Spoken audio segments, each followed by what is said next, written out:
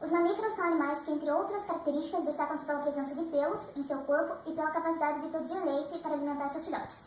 São animais vertebrados que se destacam pela presença de pelos e glândulas mamárias.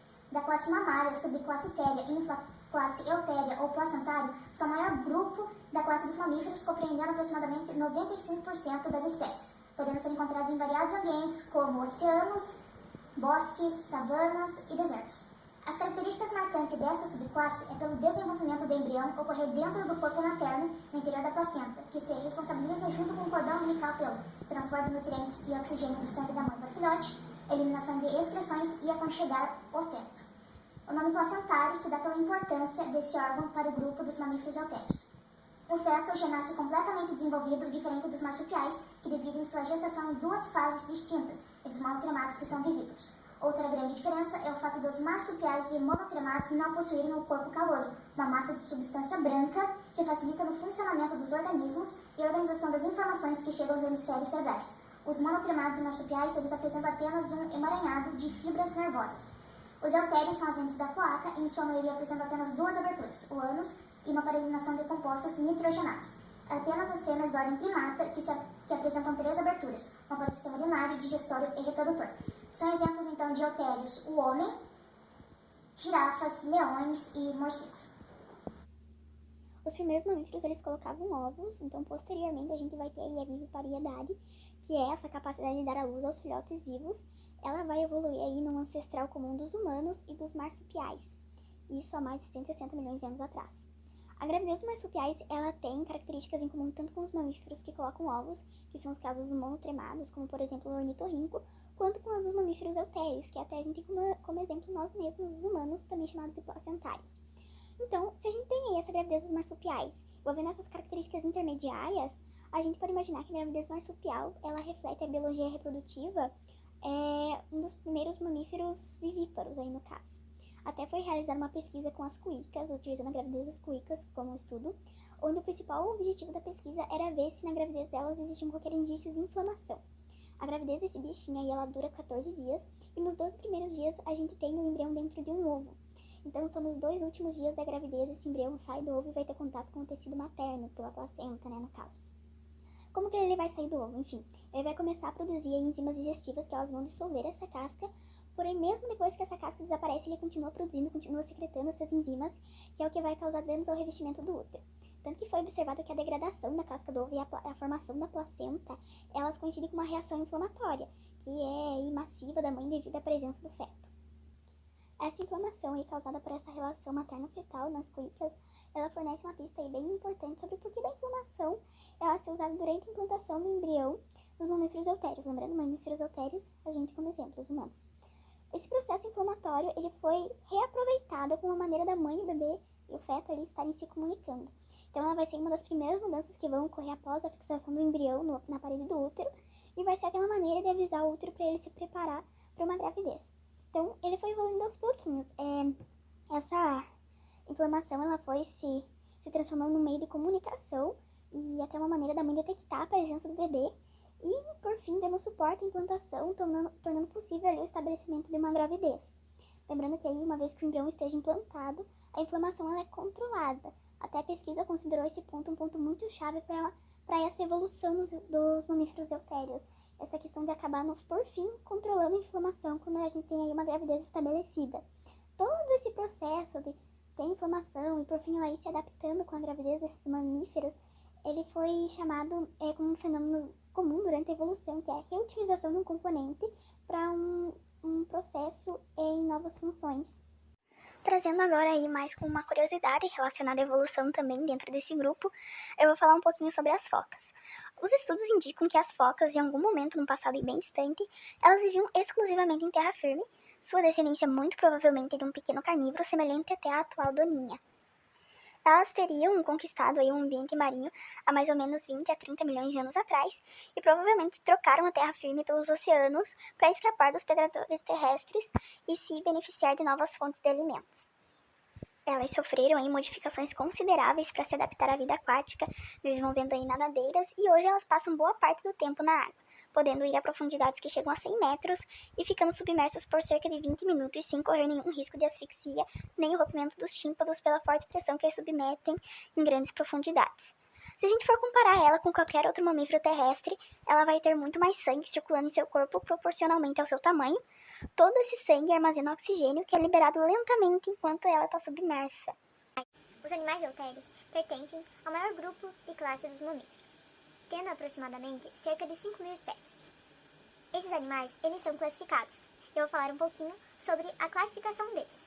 Temos os edentados, que são os animais sem dentes ou com um reduzido número e tamanho de dentes, porém com garras bem evidentes, como por exemplo o tatu.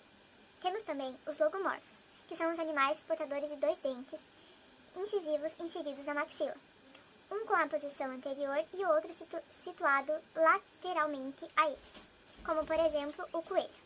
Temos também os roedores, que são os animais que possuem 2 pares de dentes incisivos inseridos, um em cada maxila, crescendo continuamente e adaptados ao hábito de roer alimentos, como por exemplo a capivara. Temos também os carnívoros, que são os animais com dentes caninos bem desenvolvidos, típicos de animais predadores, adaptados a perfurar e a rasgar carne com suas presas. Por exemplo, o leão. Temos também os insetívoros, que são os animais de pequeno porte, com focinho alongado e pontiagudo, como por exemplo o ouriço cacheiro. Temos também os quirópteros, que são os animais voadores, com membros anteriores modificados em asas. Algumas espécies são insetívoras, frutíferas e outras hematófagas, por exemplo, o morcego. Também os artiodáctilos, que são os animais geralmente herbívoros, com número par de dedos, 2 ou 4, protegidos por cascos, por exemplo, o boi. Temos também os cetáceos, que são os animais marinhos com membros anteriores modificados em nadadeiras e os posteriores ausentes, que, por exemplo, o golfinho. E temos também os cireiros, que são os animais aquáticos com membros posteriores reduzidos e modificados em nadadeiras e cauda propulsora bem desenvolvida, como por exemplo o peixe-boi. Temos também os proboscídeos, que são os animais com narina e lábio superior fusionados em forma de tromba e dentes incisivos superiores com maior evidência, por exemplo o elefante. E temos também os primatas, que são os animais com mãos e pés contendo 5 dedos distintos e adaptados para a apreensão, postura ereta ou semi-ereta e cabeça formando ângulo reto com o pescoço, por exemplo, o gorila. Reprodução dos eutérios. É uma exclusividade dos eutérios a presença da glândula mamária nas fêmeas. Essa glândula mamária ela vai ser responsável pela produção do leite materno nos filhotes, que vai servir para a nutrição. Então, durante o desenvolvimento embriológico, vai ser formada a placenta, responsável por produzir o hormônio, trocas respiratórias e uma estrutura relacionada à nutrição. A viviparidade ela vai contribuir para a segurança e desenvolvimento do embrião e também facilitar o processo de reprodução. Então, ao nascer, embriologicamente, os eutérios se encontram mais evoluídos que os marsupiais e os monotremados, pois eles possuem ânus em vez da cloaca e também vão possuir tetinhas para poder alimentar os filhotes. O desenvolvimento embrionário eles acontece na cavidade abdominal e lá vai se encontrar o útero materno, que vai ficar a placenta, o saco vitilínico, cavidade amniótica e o cordão umbilical. Sem dúvida, os mamíferos eles desempenham um papel importante nos ecossistemas, fornecendo serviços essenciais como a regulação das populações de insetos, a dispersão e a polinização de sementes, e atuam como indicadores da saúde geral dos ecossistemas. A importância ecológica da classe mamária, como a dos demais grupos de vertebrados, ela está diretamente relacionada com as cadeias alimentares aquáticas. Entre os mamíferos, há desde os animais herbívoros até grandes carnívoros, que estão ali no topo da cadeia alimentar, que é o caso das orcas, das onças e dos leões. Muitos mamíferos eles desempenham o papel de polinizadores de flores, que é o caso dos morcegos, ou de dispersores de sementes, que é o caso do lobo-guará. Esse animal do cerrado, ele se alimenta de pequenos vertebrados e também da fruta do lobo, que é uma fruta da família dos tomateiros. As pequenas sementes, elas passam pelo sistema digestório do lobo, sem sofrer alteração nenhuma que impeça sua germinação, e então elas são eliminadas pelas fezes. Dessa maneira ocorre a dispersão das sementes. Grande parte do gado criado aqui no Brasil, ele segue para exportação para mais de 140 países.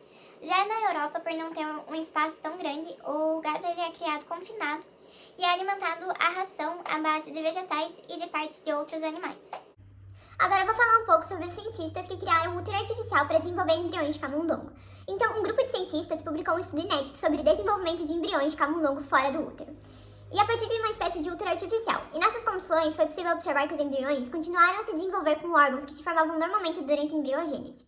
E o coração ele pulsava uma velocidade normal de 170 batidas por minuto, em plena harmonia com o sistema circulatório e nervoso. O Weizmann Institute of Science em Israel, publicado na revista científica Nature, o objetivo do estudo era ampliar a compreensão sobre o desenvolvimento de mamíferos e entender como mutações genéticas, nutrientes e condições ambientais podiam afetar o feto. E durante os experimentos, os cientistas também inseriram nos embriões genes que indicavam órgãos em crescimento, como cores fluorescentes, que é possível observar na imagem que está mostrando a seguir. Agora eu vou falar um pouco como os camundongos crescem nos úteros artificiais. Então, de acordo com o Dr. Jacob Hanna, um dos responsáveis pelas pesquisas e membro do Instituto Israelense, os embriões de camundongo já estavam na metade de seu desenvolvimento quando foram colocados no útero artificial. De forma geral, o tempo de gestação da espécie dura cerca de 20 dias, sendo que os primeiros 5 foram dentro da fêmea. Posteriormente, os embriões foram alocados na estrutura experimental. Até o momento, a equipe desenvolveu mais de 1000 embriões dessa maneira. No entanto, a pesquisa já avançou para além do que foi escrito no artigo, conforme publicou o jornal The New York Times. A equipe de Hanna também conseguiu desenvolver de forma direta os óvulos fertilizados no útero artificial. Em outras palavras, o grupo retirou os óvulos fertilizados das fêmeas logo após a fertilização, algo como no dia 0 de desenvolvimento, e cultivou ele no útero artificial por cerca de 11 dias. Até então, os pesquisadores eles eram capazes de fertilizar ovos de mamíferos em laboratórios e cultivá-los por um período de tempo em ambientes artificiais. Como esses ovários, isso porque os embriões eles demandavam mais de um útero vivo, e era difícil reproduzir essa complexibilidade de estímulos em um ambiente externo. Por exemplo, mamíferos placentários se desenvolvem presos ao útero materno, o que não aconteceu durante o experimento. Dessa forma, a maneira possível de estudar o desenvolvimento de tecidos e órgãos em outras espécies, como vermes, sapos e moscas, que não precisam de útero. Como superar as barreiras da placenta? No entanto, o grupo de pesquisadores eles buscavam uma forma de entrar no útero e ver, em tempo real, o desenvolvimento dos camundongos, o que só seria possível através de um útero artificial. Para isso, Hanna estudou por 7 anos projetos que viabilizavam esse feito. Chegou a um sistema de 2 partes, que inclui incubadoras para distribuição de nutrientes e um sistema de ventilação.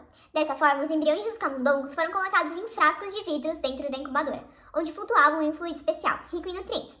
Além disso, os frascos eles foram asfixados em uma roda que girava lentamente, impedindo que os embriões grudassem na parede e, eventualmente, se deformassem e morressem. As incubadoras foram conectadas a uma máquina de ventilação para o fornecimento ativo de oxigênio e dióxido de carbono aos embriões, controlando também a concentração desses gases e a pressão. No 11º dia de desenvolvimento, os pesquisadores examinaram nos embriões o tamanho da semente de maçã e os compararam com aqueles que se desenvolveram no útero dos camundongos vivos. Segundo o grupo, os embriões estavam idênticos, exceto pelo tamanho. Os embriões criados em laboratórios cresceram demais e precisavam de um suprimento extra de sangue para se manter vivo. Os nutrientes disponíveis no líquido em que flutuavam não era mais o suficiente. E agora, o próximo objetivo do estudo é superar esse obstáculo. Por enquanto, a ideia é adotar uma solução nutritiva enriquecida ou um suprimento de sangue artificial que se conecta às placentas dos embriões, e no futuro, a equipe espera realizar todos os procedimentos dentro da estrutura artificial. Novos caminhos ampliarão a compreensão da gravidez humana e como o porquê dos casos do aborto espontâneo. Algumas questões agora pra gente ver se realmente entrou na nossa cabeça esse conteúdo de mamíferos placentários. A primeira pergunta, ela fala sobre nós humanos. Fala o seguinte: a espécie humana faz parte dos grupos dos mamíferos eutérios e está incluída em um grupo que se destaca pelo grande desenvolvimento encefálico. Trata dos: letra A, sirênios, letra B, cetáceos, letra C, primatas, letra D, carnívoros e letra E, roedores. Como a Natália já classificou os mamíferos placentários, nós humanos fazemos parte do grupo dos primatas. Na questão 2, a gente vai encontrar a presença da Universidade Positivo e de Medicina, foi feita em 2017. Na questão fala o seguinte: os eutérios diferem dos monotremados pela presença de letra A, coração com 4 câmeras, letra B, glândulas mamárias, letra C, pelos, e letra D, a placenta, e letra E, reprodução sexuada. Bem, como a gente já sabe, como a gente já estudou, né, os eutérios também são chamados de mamíferos placentários. E mamíferos placentários, como já diz o nome, ele tem a presença de placenta. Então a letra correta vai ser a letra D, placenta.